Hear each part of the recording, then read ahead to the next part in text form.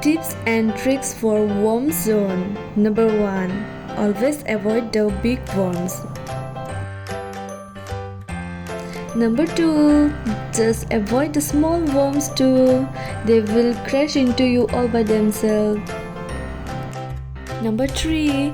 You are big, you see a notice, you kill the worm and you can't see it on the screen. Don't turn back because someone else had already eaten it.